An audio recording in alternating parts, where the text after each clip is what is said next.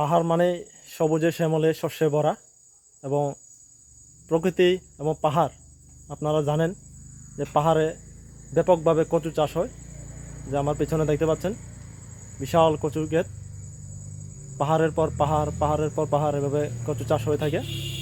এবং এই পাহাড়ের পরে আবার ওই পাহাড়, প্রত্যেকটা পাহাড়েই প্রত্যেক বছর এভাবে কচু ক্ষেতে ভরে থাকে। তো কচু চাষ করে কৃষকরা কিন্তু অনেক লাভবান হচ্ছেন। এখানে পানি তেমন দিতে হয় না, বৃষ্টির পানি দিয়ে এটা হয়ে যায়। প্রচুর লাভবান একটি ফসল। তো এই হিল থেকে বাংলাদেশের সর্বত্র প্রত্যেকটা জায়গায়, সব জায়গায় কচু চলে যায়। তো দেখতে পাচ্ছেন কত বিশাল পাহাড়, শুধু কচু আর কচু। কৃষকদের জন্য একটা লাভবান ফসল।